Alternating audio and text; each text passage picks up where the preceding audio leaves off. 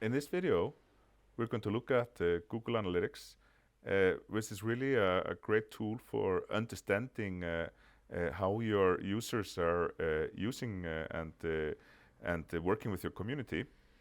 So we'll look at an example from 2019, which is your neighborhood idea generation. This is a part of an now 8-year running participatory budgeting project, where about 15 to 20% of the people in the city every year, they come up with ideas in the beginning of the year.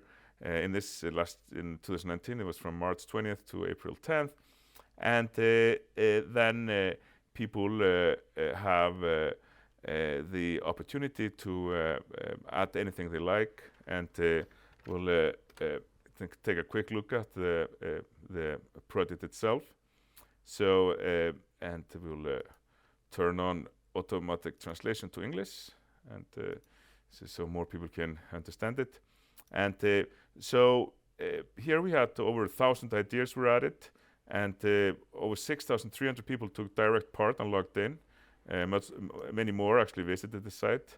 And those are all the ideas here on the map, and it says a participatory budgeting project, so there's a lot of different ideas. And then you have all the different neighborhoods in Reykjavik here as the groups, and it's closed for new ideas. And also it's been the status of those ideas has been changed, so you can see the one that went forward into the vote here, all the different ideas. And but we're going to do now is that we're going to look at Google Analytics, and we can understand how the users use the project. So at the left side of the screen, we have this menu. We can go into RealTime Look, and actually there are two users. I'm one of them here, and in the real-time mode, you can see that desktop user, a mobile user. I'm probably the desktop user here, and I have a bunch of information. Both of the users are from Reykjavik. This is the Better Reykjavik website anyway. And so, we can look at many things here in the real-time mode, the location, and we can look at the events. What are the people doing? Your Priority sends a lot of different events to Google Analytics so it's easy to understand what's been happening in your community. But let's now go back to the analysis. And so we marked the period here. Let me see. Oh, that should be let's see, March 20th, 2019 to April 10th. I'm not sure why this got lost from the options. Here we go. And as we can see here, we can see all the different days. This was advertised with a professional advertisement agency, a lot of promotion also from us on Facebook, for example. And there were 39,600 users. There's 100,000 users, no, 100,000 citizens on the voting registry in Reykjavik. So yeah, almost half came and visited the site. In 57,000 sessions, so people were coming more than once.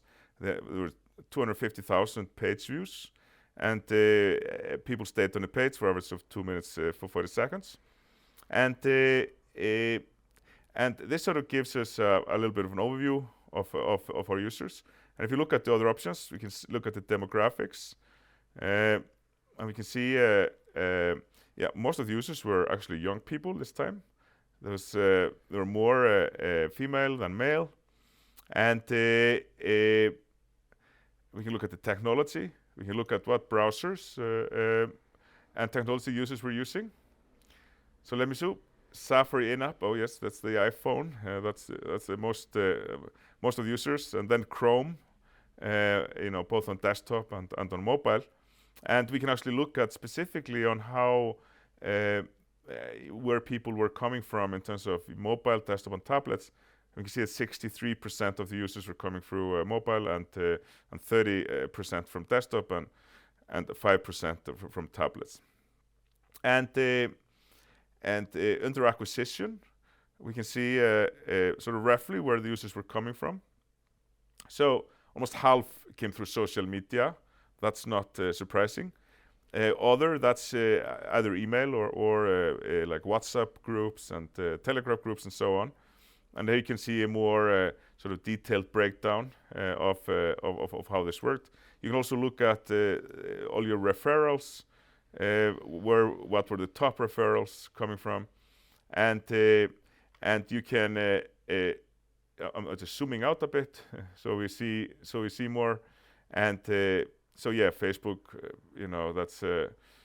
that's very that's a very popular destination before coming here. And here you can see our goals, and we can, for example, look at if you look at the people who voted something up or down, you can see the conversion rate. So out of those 39,000 users, 20% they actually clicked on the vote up or down button. But here you can actually see it also break down, is that for example here, this is an email that we sent out where we used the campaign tracking. I see 36% of people who got that email, they actually then went on to vote something up or down. And we can look at the events, the top events that are, and the events are coming from, let me see, top events here. So we can see the events that were, so post that's looking at post, and then we have endorse. It's very popular. It was 45,000 times people pressed that.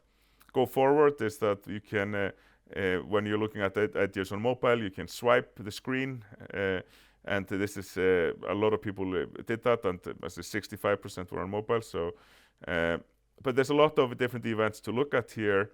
And behaving, if you have if you have set it up, if you have goals, there you actually can look at the goal completion rates.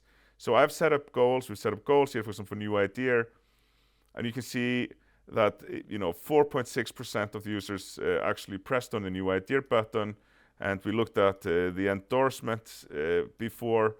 That's a lot more. It was 20% pressed on the, and there's a more like login submit, for example. Let me see. I was going to press that login submit. So 16% of the users that visited the site, they pressed the login submit button. So this was a quick overview, and it's really important to use Google Analytics, understand what the users are doing, where they're coming from, and through what channels. And thank you for listening and watching.